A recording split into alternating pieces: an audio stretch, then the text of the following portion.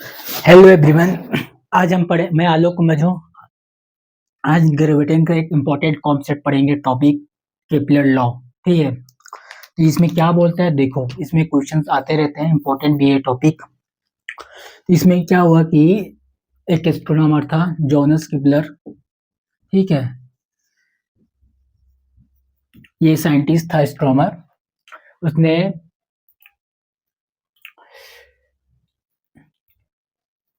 Year में, मैं year बोल रहा हूँ शायद 1716 या कुछ ईयर में, सपोज करो ये। ठीक है, अभी मैं लिखवा दूँ कौन सा ईयर है, याद नहीं आ रहा। इस ईयर में उन्होंने मोशन जो ये सन है बीच में, ये प्लेनेट, ये जो ऑर्बिट है, ये ऑर्बिट है जो चक्कर लगाता है, उस पाथ को ऑर्बिट बोलते हैं। ठीक है, तो जो प्लेनेट इस सन के चक्कर सर्कल पूरा घूमता है, ठीक है, उस पाथ को इसने क्या किया, डिस्क्राइब किया है। उसने बोला कि जो पाथ ट्रैवल कर रहा है वो ओवल पाथ फॉलो करता है। ओवल पाथ मतलब ये अंडा वाला जो शेप होता है ना, ओवल, वो वाला, वो शेप को ओवल पाथ बोलते हैं। अब उसको संडे को ऐसे कर देना कि ये वाला शेप बन जाएगा। बीच में से बीच में कहीं, बीच में नहीं, कहीं यहाँ भी हो सकता है सन, इधर भी हो सकता है। तो ये सन है, ये इस पाथ को प्लेनेट इसके चारों तरफ घूमता है, तो उस पाथ को ये डिस्क्राइब किया हुआ है। इसने बोला है कि जैसे जो प्लेनेट सन के जितने पास रहेगा, ये पाथ उतना टाइम, उतना कम टाइम उसको लगेगा पूरे चक्कर घूमने में। ऑब्वियसली ये बात है, ऑब्वियस है सब चीजें, कि ये जब बढ़ते जाएगा, ये जो पाथ है वो भी बढ़ते जाएगा। प्लेनेट जितना पास रहेगा उतना कम टाइम लगेगा उसकी पूरे तरफ चारों घूमने में। ठीक, इसका मैं अब लिखवा देता हूँ। जो बोला था वो लिख दिया हूँ मैंने। ठीक है, इस ईयर में उसने पब्लिश किया था, ये साइंटिस्ट था, ये डिस्क्राइब किया था उसने। ठीक है, ये ओवल पाथ, जो ये तो ओवल पाथ है, ऐसा ओवल पाथ था, ये सन है जैसे, ये प्लेनेट, ये ओवल पाथ में राउंड राउंड घूम रहा है, ऑर्बिट में ही ओवल पाथ उसने किया है। ठीक है, ओवल पाथ उसने फॉलो किया, मतलब जो जितना रहेगा around the sun related to उतनी रहेगा। ठीक, टाइम वाला कहानी है ये, बाकी वही कुछ नहीं है, जो समझाया था वही लिखा हुआ है। अब देखो, केपलर ने टोटल 3 लॉ दिया है। ठीक है, फर्स्ट लॉ क्या है, law of orbits, law of ellipse. ठीक है, इलिप्स फॉर्म बनेगा उसी में, और जो ऑर्बिट का पाथ होता है। सेकंड लॉ क्या है, लॉ ऑफ इक्वल एरिया, देखेंगे आगे क्या आता है। लॉ ऑफ पीरियड, पीरियड की वजह देखने से लग रहा है कि टाइम से कोई रिलेटेड होगा कहानी। ठीक, तो ये है 3 लॉ है, बारी बारी देखते हैं क्या क्या है। देखो, ये लॉ बहुत सिंपल से है। इसमें बोला गया है कि जो ये जो प्लेनेट है, प्लेनेट में कोई प्लेनेट हो सकता है, मार्स ले लो, अर्थ ले लो, कोई प्लेनेट जो सन के चक्कर लगा रहा होगा, वो एक इलिप्स वाला जो इलिप्टिकल पाथ है। ठीक है, इलिप्स में 2 फोकस होते हैं, एक फोकस में हमने सन को बैठा दिया, और जो प्लेनेट फॉलो कर रहा है वो इलिप्स वाले पाथ को फॉलो कर रहा है। ठीक, ये मेजर एक्सिस है, ये माइनर एक्सिस है, 2 एंड पॉइंट है। सन वाला पास वाला पेरिहेलिन बोलते हैं, और सन से दूर वाला को एपीहेलन बोलते हैं। ठीक, बस कुछ नहीं है, ये ऑर्बिट है, ऑर्बिट जो पाथ फॉलो कर रहा है वो इलिप्टिकल पाथ फॉलो कर रहा है, बस। और सन कहाँ है, एक फोकस पे प्रेजेंट है। ठीक,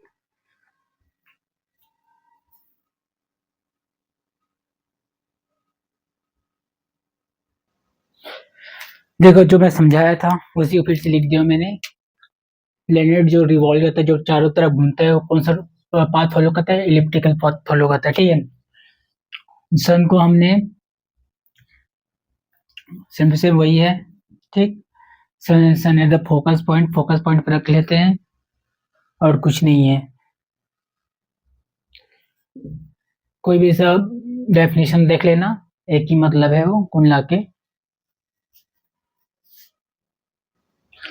देखो सेकंड लॉ, सेकंड लॉ क्या बोलता है, ठीक है, एक पाथ लिया, एक और इलिप्टिकल पाथ लिया, ये सन लिया, ठीक है, जैसे लिया था, सन के पास वाला जो रहेगा ऑर्बिट के पास, सन ऑर्बिट के ऑर्बिट के पास, सॉरी, सन से जो ऑर्बिट में कोई प्लेनेट घूम रहा होगा, ये वाला पाथ इसको पेरिहेलियन बोलते हैं, और सन से दूर को एपिहेलियन बोलते हैं, ठीक।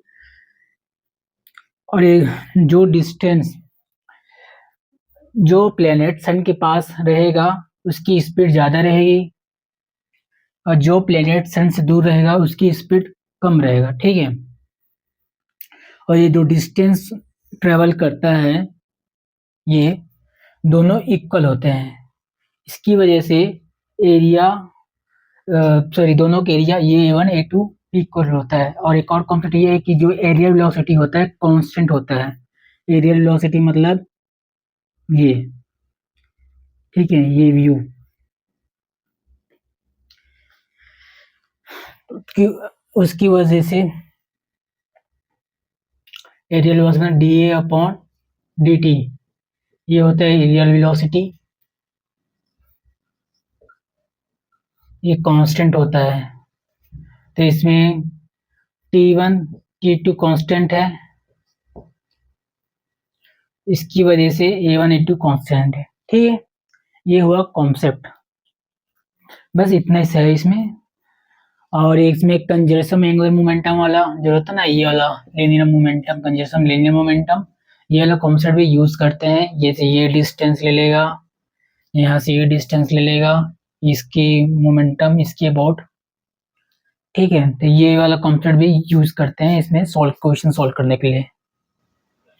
देखो, कंजर्वेशन एंगुलर मोमेंटम का कॉन्सेप्ट यूज करके हमने इनिशियल और फाइनल एंगुलर मोमेंटम यूज किया है। सॉरी, लीनियर मोमेंटम बोला था, एक्चुअल में एंगुलर मोमेंटम है। तो एंगुलर मोमेंटम को हम ऐसे भी बोलते हैं MER, perpendicular distance from the axis, अगर ऐसा लिया हो तो, ठीक है। और एक और चीज आएगा, I ओमेगा भी यूज करते हैं, ठीक है।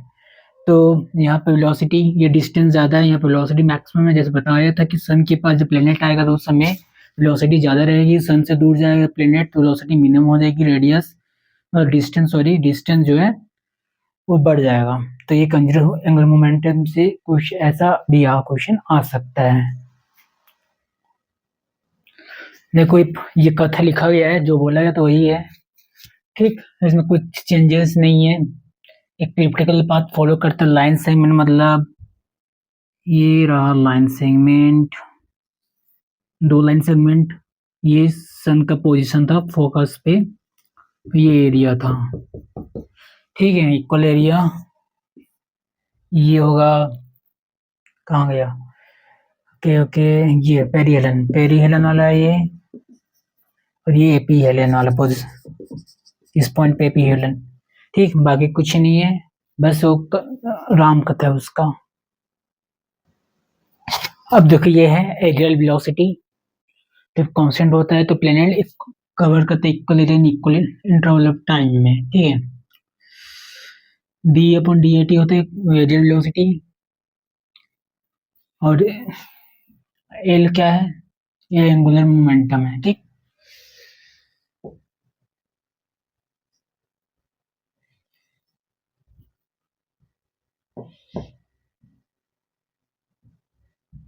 ये हुआ एंगुलर मोमेंटम, मास, ये रेडियल फॉर्म में थीटा है, और ये इक्वेशन याद रखे रहना, क्वेश्चन पूछा जाता है, ये क्वेश्चन से भी आया हुआ है। अब देखो ये कैसे आया है, T क्या है, 2πr/v, ठीक, ये है, और A क्या है, πr², जब दोनों रखोगे तो आ जाएगा ये, ठीक है। अब पढ़ेंगे थर्ड लॉ।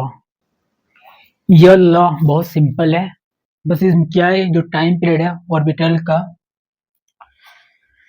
ठीक है, ऑर्बिटल टाइम पीरियड जो है, जो T है, उसका स्क्वायर प्रोपोर्शनल किसके, मेजर एक्सिस के, ये मेजर एक्सिस है इस सन का, ये प्लेनेट है, वो घूम रहा है, अपना पाथ फॉलो कर रहा है, तो मेजर एक्सिस का एक्सिस जो है उसका क्यूब का प्रोपोर्शनल है, किसका? स्क्वायर, मतलब टाइम पीरियड का स्क्वायर मेजर एक्सिस के क्यूब के प्रोपोर्शनल है।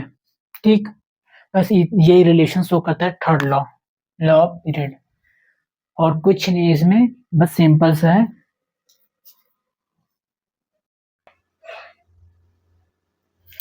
देखो केपलर का तीनों लॉ का हम लोग एक एक क्वेश्चन करेंगे, जेई मीन्स दोनों सब मिला के सब एक एक क्वेश्चन, ठीक है, ज्यादा कॉन्सेप्चुअल चेंज नहीं होता। देखो आप लोग के स्क्रीन में एक क्वेश्चन आ रहा होगा, ये नीट 2011 का है, सिंपल सा क्वेश्चन है, सिंपल आता है, ठीक है, मैक्सिमम टाइम। तो इसमें एक प्लेनेट है जो इलिप्टिकल ऑर्बिट को फॉलो कर रहा है, जो सन के क्लोजेस्ट बहुत, जिसका डिस्टेंस r1 है, एक डिस्टेंस r2, एक ये इलिप्टिकल पाथ, ठीक है, ये हमने ले लिया एक सन, एक r1 है, एक पास r2 है, ठीक। उसके बाद बोला कि दोनों की सॉरी लिनियर वेलोसिटी देख रखा है। अब पूछा क्या है कि दोनों की वेलोसिटी की रेशियो बताओ, ठीक। तो इसमें क्या है कंडीशन, देखो हम कंजर्वेशन और लीनियर मोमेंटम वाला यूज करेंगे, सॉरी कंजर्वेशन एंगुलर मोमेंटम वाला यूज करेंगे इसमें, ठीक। ये पर मास m2 होगा, यहाँ पर मास m1 होगा, तो कंजर्वेशन एंगुलर मोमेंटम जो होता है, जो लॉ में पढ़े थे, लॉ का एक लॉ ये भी है, कंजर्वेशन ऑफ एंगुलर मोमेंटम, ठीक। तो ये रहा एंगुलर मोमेंटम, तो ये लगाते हैं m1 v1 r1 a1 v2 r2, यहाँ पर सब्स्टिट्यूट कर देना। और देखो क्या बोला उसने कि प्लेनेट है, मास दिया नहीं, इसका मतलब कि मास को इक्वल लेके चलना, ठीक है। मास कुछ बारे में कुछ बोला नहीं है, तो एज्यूम कलर की मास सेम है, if assume if not given, ठीक है। अगर दिया ना हो तो एज्यूम कर लेना मास में सही है, सॉरी इक्वल है। उस केस में क्या होगा, v1 r2 v2 r2, फिर निकालना है, क्या बोला उसने, बोला v1 अपॉन v2 निकालना है, v1 अपॉन v2 कितना हुआ, r1 नीचे चला जाएगा, तो ये आएगा, तो ये होगा आंसर, ठीक है, ये होगा आंसर। सिंपल सा है, कंजर्वेशन एंगल मोमेंट हमने इसमें यूज किया है।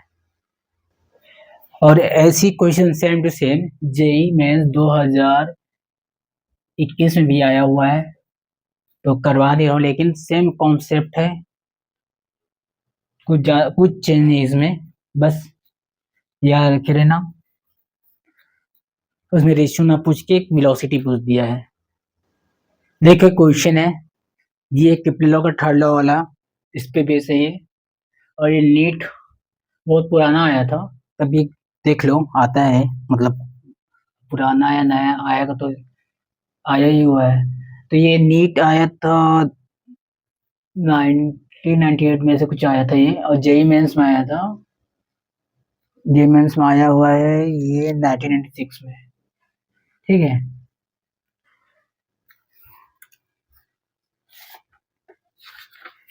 और ये नीट में आया हुआ है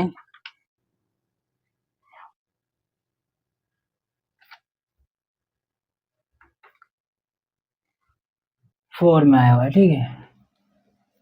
तो इस पे बेस है ये क्वेश्चन, देखो distance between earth and sun were half its present value, the number of days in year would be। तो इसमें क्या बोला है कि अर्थ सन का जो डिस्टेंस है अगर जो अर्थ सन का जो डिस्टेंस है अगर वो आधा हो जाए तो नंबर ऑफ डेज में कितना चेंजेस आएगा, ठीक है। तो ये हमने पढ़ा हुआ है, ठीक। Proportional to are cube, t1 t2 डालोगे स्क्वायर, तो r1 r2 ये मिलेगा तुम्हें क्यूब, हमें ये आधा ये मिल गया रिलेशन,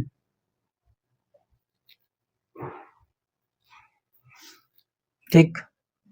तो हमें T2 निकालना है, T1 देख रखा है और R2 अपॉन R1, ठीक, ऐसे आएगा। तो उसमें क्या है कि इसमें क्वेश्चन में गिवन दिया है कि T जो है 127 डेज है, ठीक है, और R/2 होगा और ये R दिया है,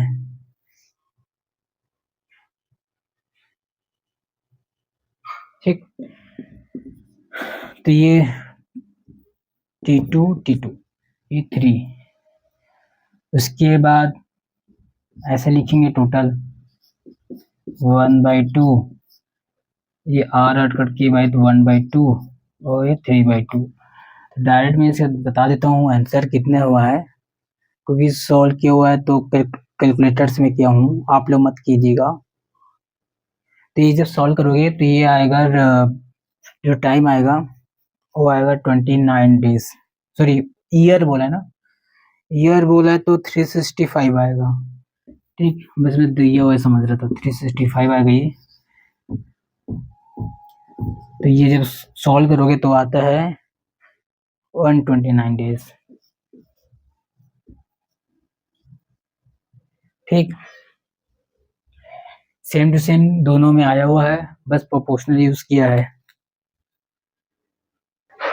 देखो एक क्वेश्चन आया है सेकंड लॉ से एरियल वेलोसिटी के कॉन्सेप्ट पे, ठीक।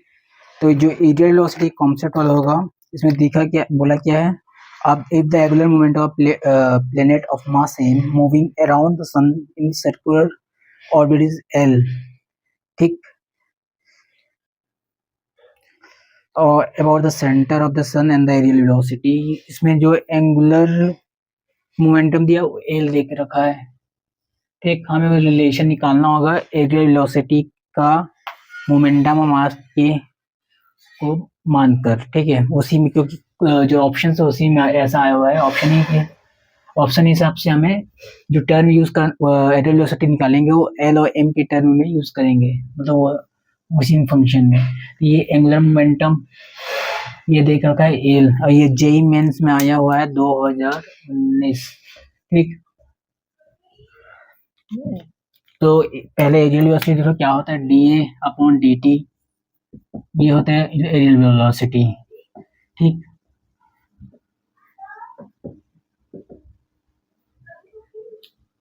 डी ए होता है अपन हाफ R² डी थीटा, ठीक। अब हमें डी अपॉन डी टी निकालेंगे, R कांस्टेंट है, D theta upon D T, ठीक। D theta upon D T कितना होता है ओमेगा, और एंगुलर मोमेंटम होता है MUR, ठीक है।